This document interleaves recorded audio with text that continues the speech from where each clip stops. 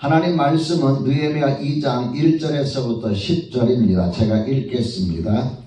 아닥사스다 왕 제20년 니산월에 왕 앞에 포도주가 있기로 내가 그 포도주를 왕에게 드렸는데 이전에는 내가 왕 앞에 수심이 없었더니 왕이 내게 이르시되 내가 병이 없거늘 어찌하여 얼굴에 수심이 있느냐 이는 필연 내 마음에 근심이 있음이로다 하더라. 그때 내가 크게 두려워하여 왕께 대답하되 왕은 만세수를 하옵소서. 내 조상들의 묘실이 있는 성읍이 이제까지 황폐하고 성문이 불탔사오니 내가 어찌 얼굴에 수심이 없사오리까 하니 왕이 내게 이르시되 그러면 네가 무엇을 원하느냐 하시기로 내가 곧 하늘의 하나님께 묵도하고 왕에게 아뢰되 왕이 만일 좋게 여기시고 종이 왕의 목전에서 은혜를 얻어 싸우면 나를 유다 땅 나의 조상들의 묘실이 있는 성읍에 보내어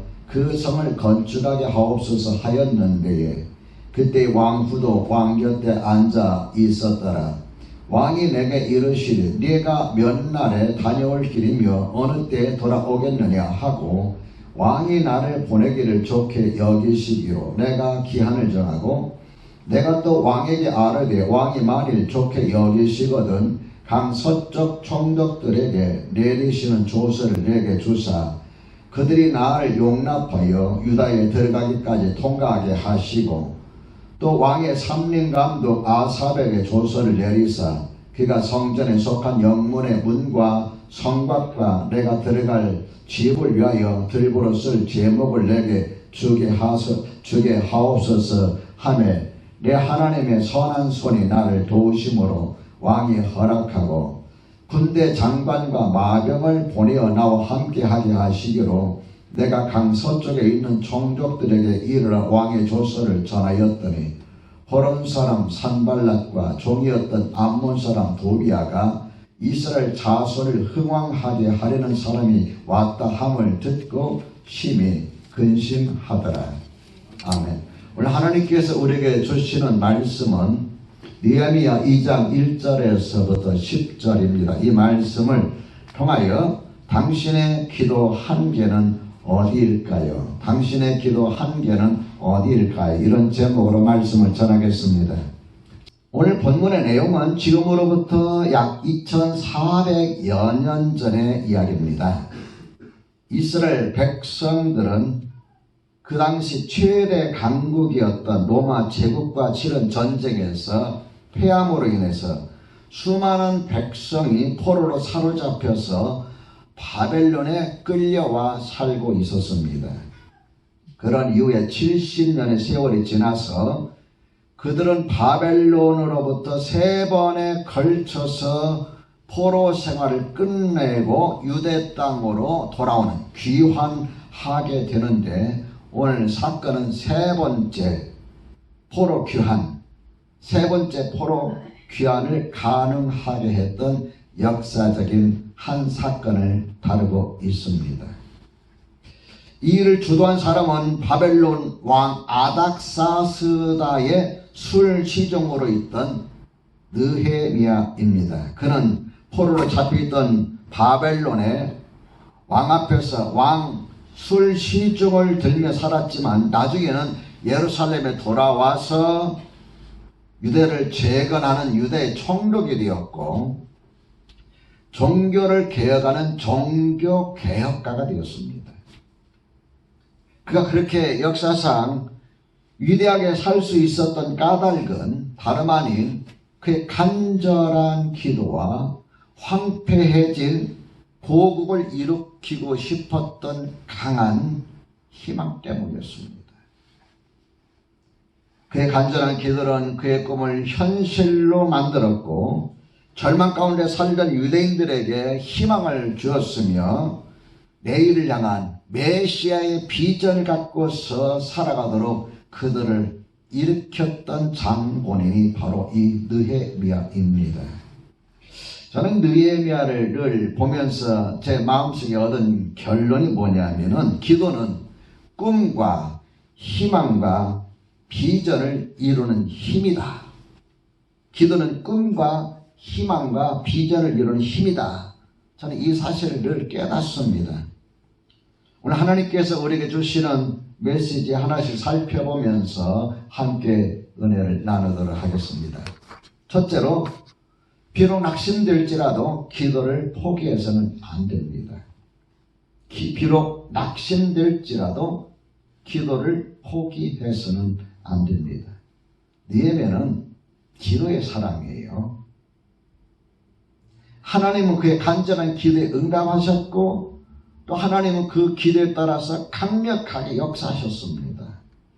하나님은 자기 백성인 유다 백성들이 멸망한 후에 뿔뿔이 흩어진 그들을 다시 예루살렘으로 불러 모으고 그들을 다시 일으키는데 바로 이 느헤미야라고 하는 사람을 사용하신 것이지요. 느헤미야가 기도의 사람인 것을 우리가 느헤미야 1장을 읽어보면 알 수가 있습니다. 그는 바벨론에서 포로 2세로 태어나 왕에게 술잔을 받들어 올리는 일을 맡아보고 있었습니다. 그러던 어느 날 유다 고국에서 사람들로부터 본국에 대한 소식을 가지고 왔는데 예루살렘 성은 파괴되고 성문은 불에 다 없어졌다. 이런 너무나도 슬프고 절망적인 소식을 듣게 되고 그 소식을 듣고 나서 그는 수일 동안 슬퍼하며 하나님께 금식하며 기도하기를 시작합니다. 그가 금식하며 간구했던 기도의 내용이 무엇이었을까요? 11절에 보면 1장 11절에 보면은 그의 기도 내용이 나오는데 오늘 종이 형통하여 이 사람 앞에서 은혜를 잊게 하옵소서.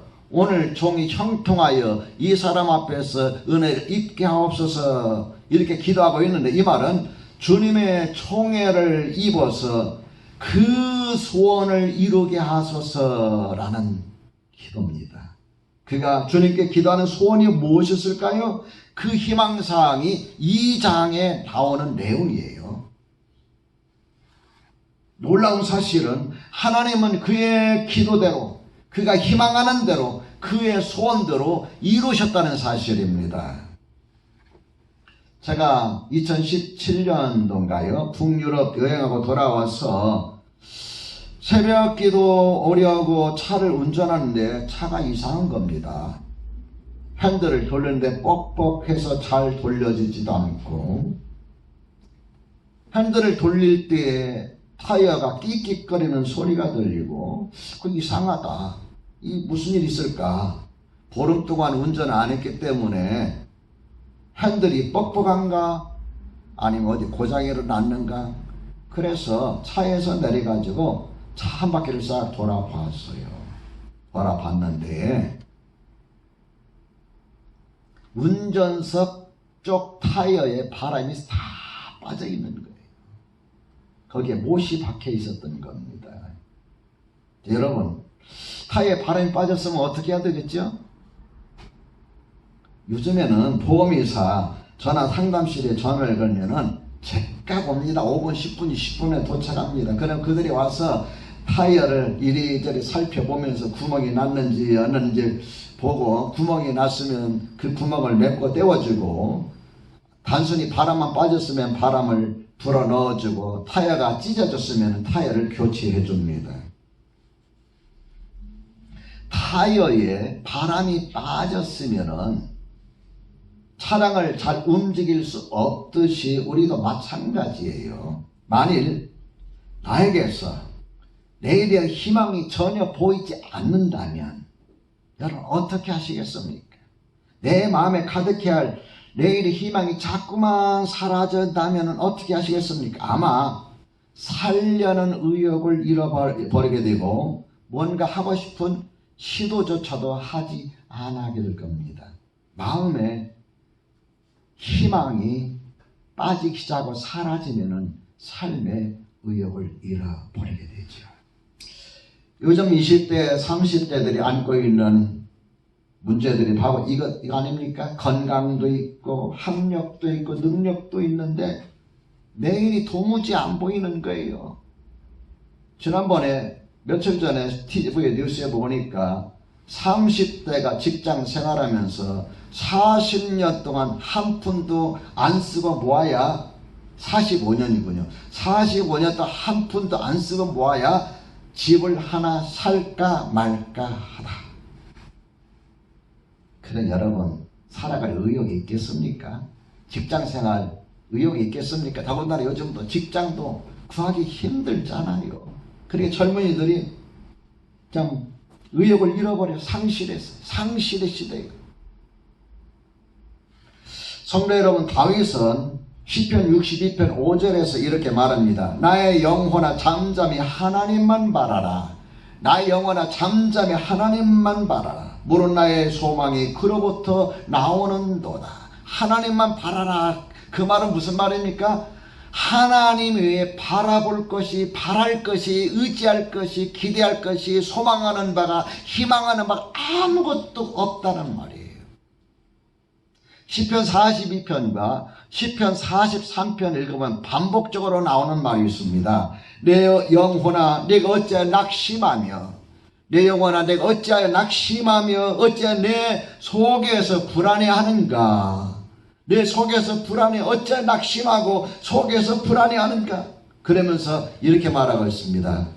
너는 소망을 하나님께 두라.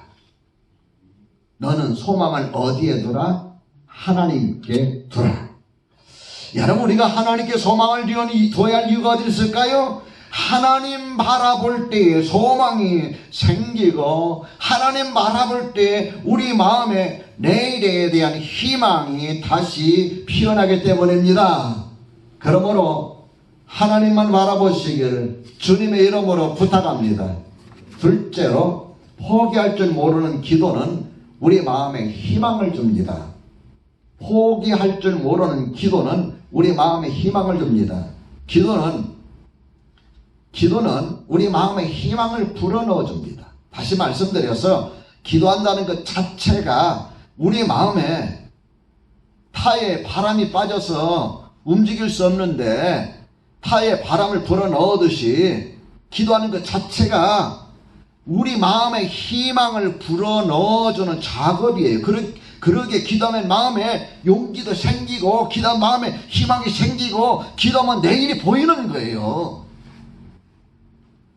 우리가 낙심되는 상황에서도 포기하지 않고 기도할 때 하나님은 우리의 간절한 소원을 현실로 만들어 주십니다. 그러므로 기도하다 응답이 되지 않는다고 해서 포기하지 않기를 간절히 부탁드립니다.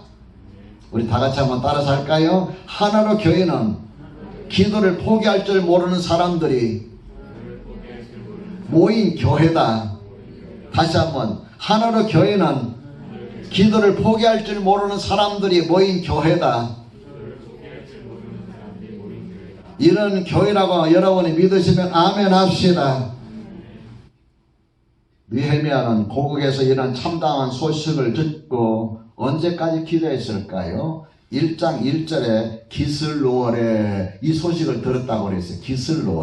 기슬로월은 지금 달력으로 보면 11월 중순입니다. 11월 중순.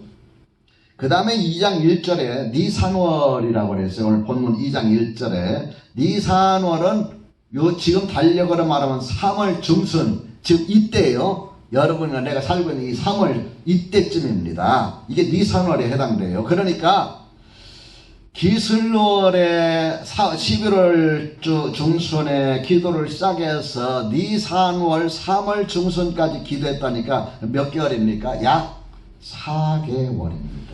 그런 4개월 동안 심히 슬퍼하면서 하나님께 기도한 거예요. 그게 얼마나 슬퍼했는지 2장 2절에 보면은 왕이 이렇게 묻습니다. 네가 병이 없거늘 어찌하여 얼굴에 수색이 있느냐. 내가 병이 없거늘 어찌하여 얼굴에 수심이 가득하냐, 그 말이에요. 이는 필은 내 마음에 근심이 있음이로다. 여러분, 왕을 모시고 있는 자가 얼굴에 수심이 가득하다면 어떻게 되겠습니까? 더군다나 그가 하는 일은 무엇입니까? 왕의 술잔에 포도주를 채워드리면서 왕의 기분을 돋워주고 맞추어주는 일을 하는 사람이에요. 그런 그가 얼굴에 수심이 가득해서 임금이 볼 때에 불쾌하다면 여러분 어떻게 될까요? 2절 끝부분에 보면 이렇게 기록되어 있습니다. 그때 내가 크게 뭐 했다고 그랬어요? 두려워하여. 왕의 기분을 복돋워주고 왕의 기분을 맞춰줘야 할 사람이 왕의 기분을 상하게 하면 어떻게 될까요? 어떤 일이 벌어질까요? 그래서 2절 끝부분에 크게 두려워하여 자칫하다간 목숨이라도 달아날 판이잖아요. 그런데 왕은 느헤미야의 근심스러운 이 얼굴 표정 언짢게 하지 아니하시고 오히려 염려하는 마음으로 묻습니다. 저는 이 사건에서 하나님은 기도하는 사람의 얼굴에 나타나는 표정까지도 사용하신다. 하나님은 기도하는 사람의 얼굴 표정까지도 사용하신다 하는 것을 깨달았어요. 기도는 하지도 않고 얼굴에 근심이 깊은 사람들은, 지나가는 사람, 아는 사람들이 왜 그래? 무슨 근심이라도 있어? 그리고 뭐 몇 마디 위로 정도 건네주고 말지요. 기도하는 사람의 마음의 수심은 하나님의 위로뿐만 아니라 사람의 마음까지도 감동을 가져다 준다는 것 잊지 마시기 바랍니다. 평생 5만 번 이상 기도 응답을 받은 사람이 있어요. 그걸 어떻게 하냐? 그분이 기도 일지를 늘 썼기 때문입니다. 5만 번 이상 기도 응답을 받은 사람 누굴까요? 아시는 분에서 얼른 올리세요. 한 분. 평생 5만 번 이상 기도 응답을 받은 사람. 여러분 이름 써도 괜찮아요. 5만 번 받았으면은. 조지게 처음 들어본 이야기입니다. 물이 비슷하게 나가긴 나가는데 5만 번 이상 응답받은 사람은 조지 밀러입니다. 조지 밀러. 그런 어린 소년기에 아범습적으로 뒤져서 돈을 훔쳐가는 그러한 문제였답니다. 여러분 이런 혹시라도 여러분 주위나 여러분 자녀들이나 누가 이렇게 좀 문제가 있다 할지라도 문제로 보지 마세요. 어떻게 되는지 알 수가 없습니다. 하지만 1825년 11월 어느 토요일 저녁 기도 모임에 무릎을 꿇고 기도하는 한 사람의 모습을 보면서 크게 감동을 입었습니다. 그 후에 그는 보육원 사역을 했던 프랑케의 생애를 읽고 크게 감동을 입은 다음에 하나님 앞에 기도하던 중 말씀에 붙잡히게 되는데 그 말씀이 뭐냐 하면은 시편 81편 10절 내 입을 넓게 열라 내가 채우리라. 그래서 돈 한 푼도 없이 그 마음에 정말 보육원을 옛날에 고아원이죠. 고아원을 하고 싶은 그 마음이 너무 가득해서 그 아이들 버려진 아이들을 내가 어떻게든지 끌어안고 그들을 내가 한번 이끌어 보겠다 도와주겠다 죄상으로 품어야 되겠다 하는 마음으로 고아원 사역을 시작합니다. 브리스톨 애슐리 다운에 고아원을 세운 후 1898년 3월 10일 그가 93세에 별세하기까지 그는 약 15만 명의 고아들을 주님의 사랑으로 보살펴 주게 됩니다. 그것도 단지 기도로 말입니다. 이것이 그가 고아의 아버지라고 불리는 이유입니다. 돈이 없어서 능력이 없어서 내일의 희망이 안 보여서 우리는 이야기를 하잖아요. 사랑하는 성도 여러분, 우리가 포기하지 않고 믿음으로 기도한다면 놀라운 일을 우리 안에서 얼마든지 경험할 수 있습니다. 포기하거나 낙심하지 말고 기도합시다. 간절함으로 기도합시다. 기도의 끝에 열리는 열매는 내일의 희망입니다.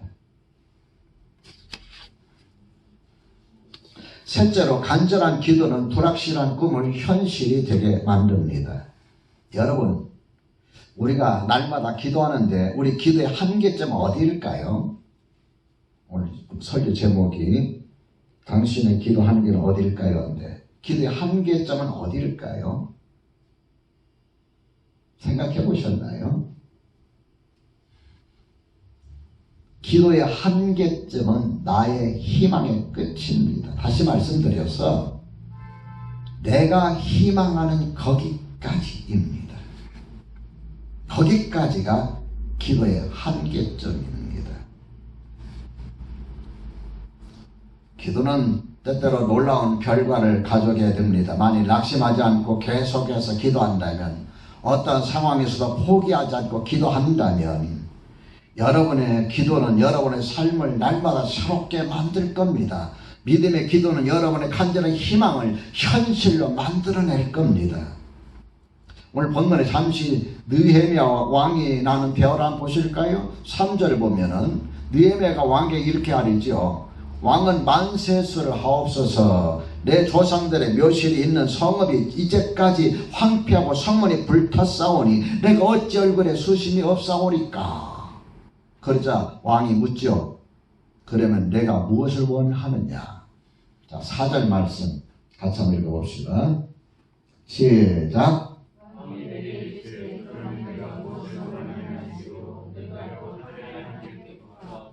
자, 왕이 느헤미야에게 묻습니다. 내가 무엇을 원하느냐. 자칫하면 목숨이 달아날 판이었는데 왕이 묻습니다. 내가 무엇을 하기 원하느냐. 그때 느헤미야가 뭐라 그랬어요? 내가 곧 뭐했다? 하늘에 하나님께 묵도하고. 하늘에 하나님께 묵도하고. 그러니 느헤미야가 왕에게 이렇게 아뢰죠. 왕이 만일 좋게 여기시고 종이 왕의 목전에서 은혜를 얻었사면 나를 유다 땅 나의 조상들의 묘실이 있는 성읍에 보내어 그 성을 건축하게 하옵소서. 여러분, 이런 요구는 자칫하면요 왕에 대한 반역에 해당될 수가 있습니다. 왜냐하면 유대 왕국이 이 나라 바벨론에 의해서 멸망당했는데 그 바벨론이 멸망시킨 그 유대 땅으로 돌아가서 그 예루살렘을 재건하고 싶다는 겁니다. 나중에 실제 느헤미야가 총독이 되어서 예루살렘 올라가서 예루살렘을 재건할 때 주변국에서 많은 상소가 이 바벨론 왕이 올라갑니다. 이 바벨론의 왕이 올라가는데 그 바벨론이 왕이 올라가는 그 상소 내용이 뭐냐면은 느헤미야가 반역을 꾀하고 있습니다는 거였어요. 느헤미야가 예루살렘에서 왕에게 반역을 꾀하고 있습니다. 여기저기서 막 상소문이 빗발쳐 올라갑니다.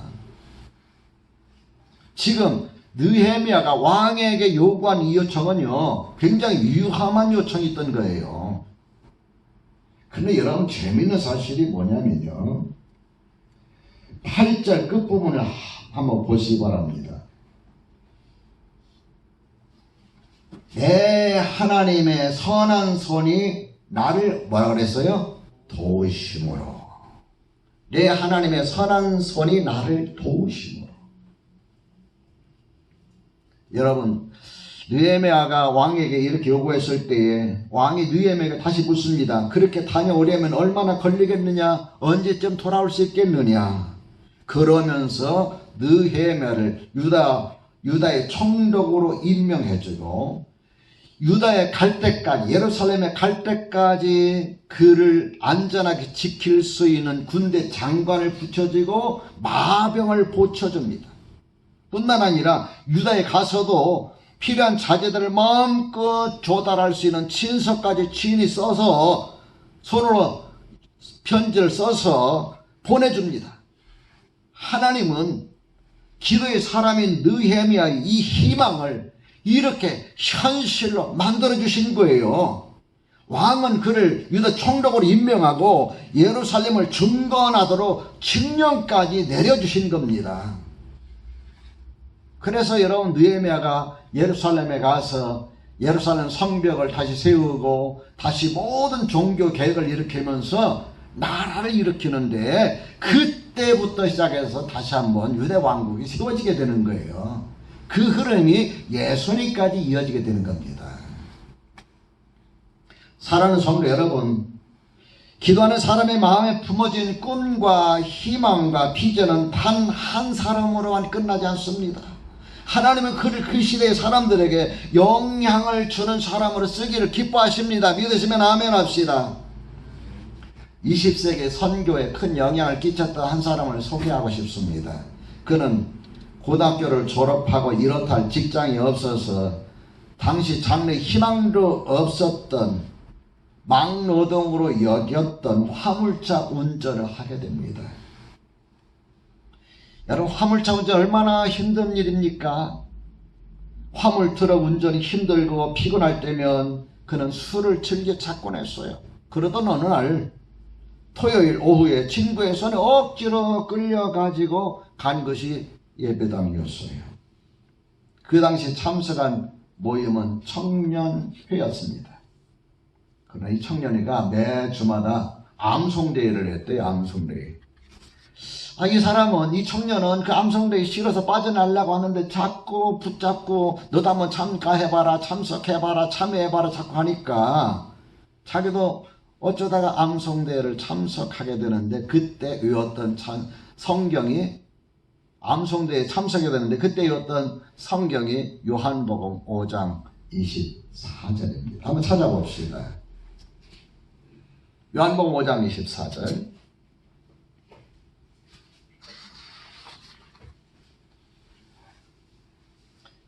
집에 계신 분들 찾으셨나요? 요한복음 5장 24절.